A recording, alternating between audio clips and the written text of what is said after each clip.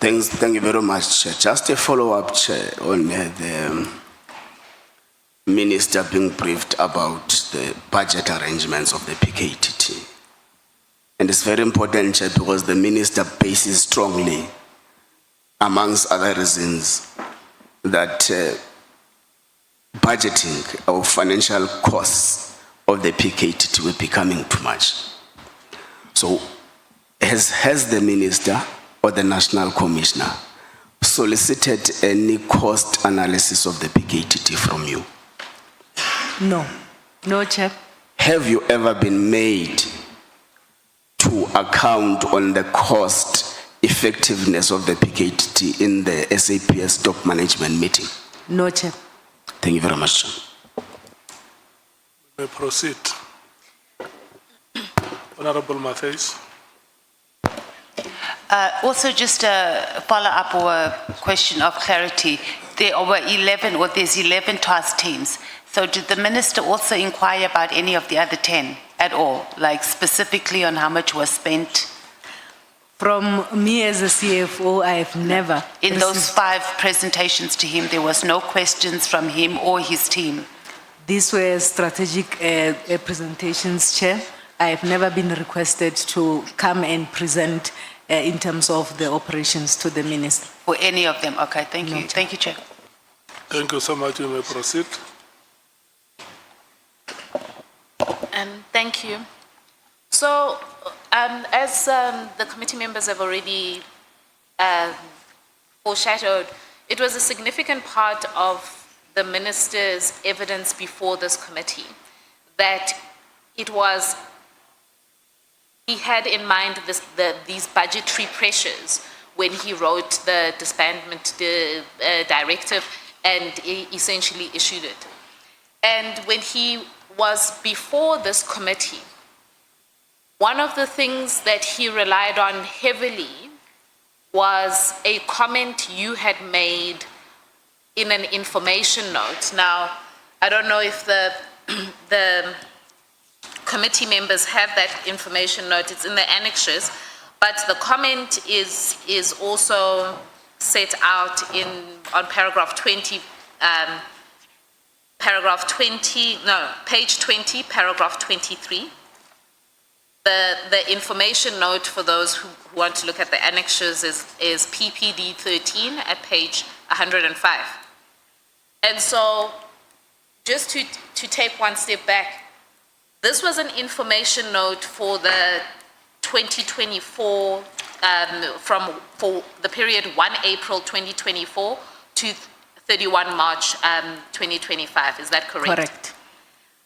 The information note was, as I see it, and I can pull it up quickly, was completed or was an application for funding that was done by General Kumalo.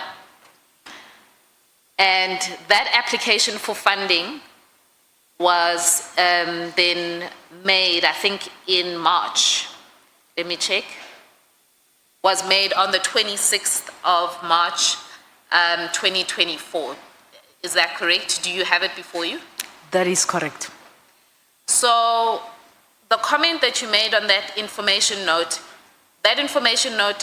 was essentially approved before the Minister came into office. That is correct. And then can you then take us through essentially what you were trying to explain in that comment? You've set it out in paragraph 23 of your statement, if you want to have a look at that. Thank you, Chair. Perhaps before I even get to my comment, I wish to state that I did not give anyone permission to utilize that information note. That information note was an information note requesting funding from the project leader to the National Commissioner, and it came to my table to then confirm if funding is available. I was shocked to hear about that information note being utilized in evidence in this regard. And nobody has ever asked me about the context of that particular comment that I had made on this information note. Nobody. And it is a conversation that I had with the National Commissioner when that request for funding came to our table. The project leader requested 94 million. You will recall that this information note comes in March, somewhere towards the end of March. You are trying to close a financial year 23-24, and you are getting to the new financial year. Can I just pause, because I think that is an important detail. The financial year for the end of the financial year is the end of March. It's the end of March, yes. So the information note comes on the 26th of? March. Yes. So it's coming just before you are about to close your books, or I don't know what you close. Correct. Yes. It's coming just towards the closure of a financial year, and the Before that, Chair. May I Yes, proceed? there's a question. Just. No, there was a point she was trying to articulate which she feels very strong about it. And she was interrupted that no one even asked her about it, and she was shocked to see. So I thought we must allow her to finish that ventilation. And then we can take forward the new question that she's talking about.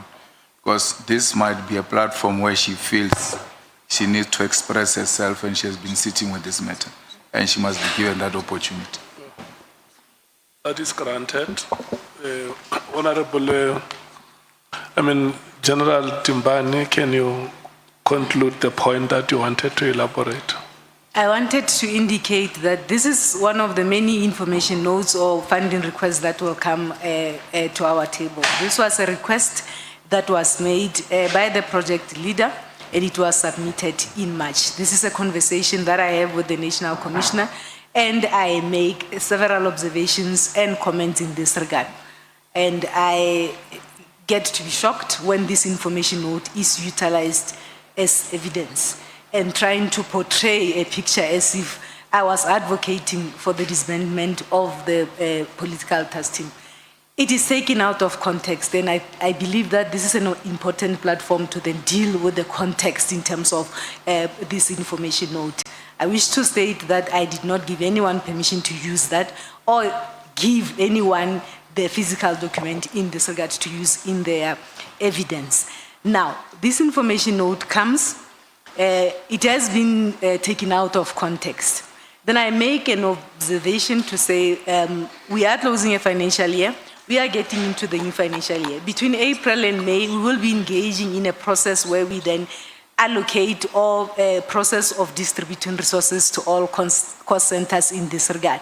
For the purposes of allowing this task team to then do their work, we agree with the National Commissioner that the initial allocation will then be 20 million. You will note that the project leader had requested 94.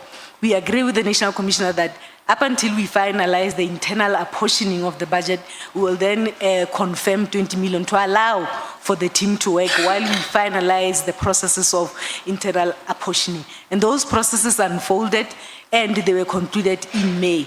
And I can indicate to this committee that the allocation for the team for that financial year was not 20 million, it was 55. The 20 million was an initial allocation as agreed with the National Commissioner, and subsequently we then concluded the internal apportioning and decisions were taken, and additional funding was given to the team, and the total allocation for that year was 55 million. Now I raised these concerns to say the National Commissioner, this team has been in existence for a long time, and I think I have raised this earlier. It is impossible, it's practically impossible for me from a budget point of view to operate in this fashion. It will be best. And you will note that the last comment there I'm saying, task component OD, this is organizational development, to urgently conduct a work study investigation for the establishment of a permanent structure. And I'm talking to the permanent structure that relates to PKTT in KwaZulu-Natal. I had indicated that it was my view that this team was established to deal with the problems in KwaZulu-Natal. It's been 5 years. Clearly, this team is then dealing with a serious problem that does not want to go away. For us to be able to resource this team properly, let's have a permanent structure in KwaZulu-Natal. Of course, the National Commissioner has different views to say, not localized in KwaZulu-Natal.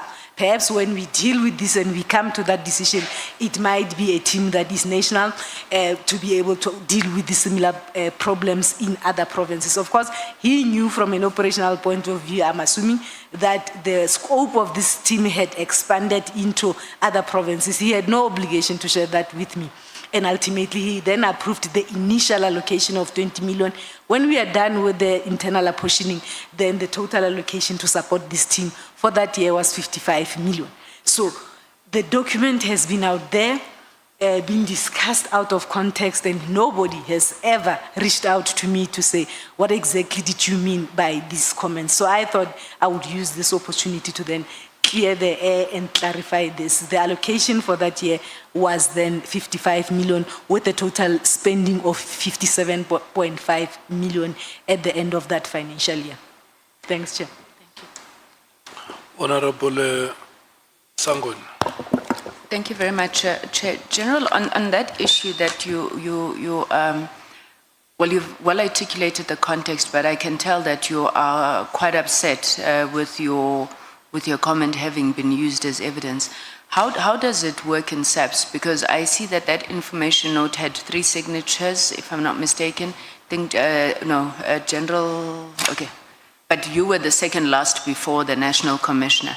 Now, once you make your comment and it goes to the National Commissioner, ordinarily, does it go back down the line so everybody can see the comments? I'm trying to figure out, does it also go to the minister? How does it get to the minister's office for the minister to then use it as evidence?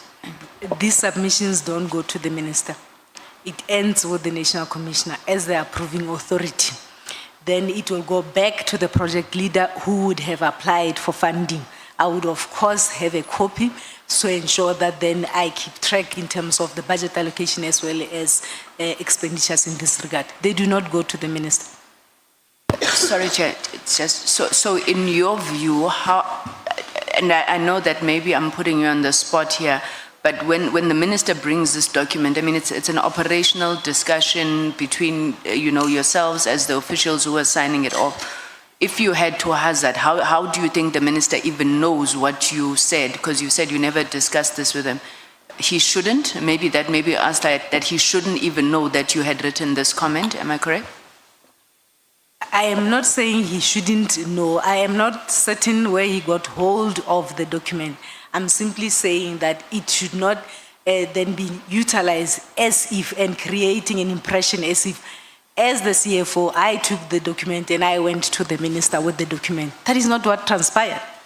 And I'm not saying he is not entitled to have a look at documents in the organization, but I certainly did not give him that document. When the document leaves my office, it goes to the National Commissioner. The National Commissioner will then approve it, goes back to the person who had requested funding. I would request a copy for purposes of my records as well as accounting properly. Probably the executive authority has access to documents and discussions in the organization, but I certainly did not give the minister that document, or General Sibia for that matter. So you've already discussed part of the comment that you made, which is under paragraph 23 of your witness statement.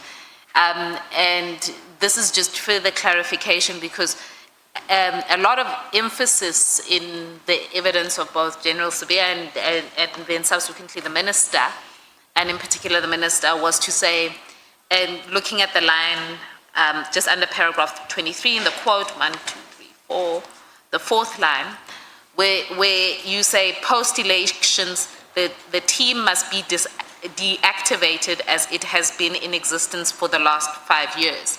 So there seems to have been the suggestion, and it was made in evidence, that you as the CFO had advocated for the disbandment of the team.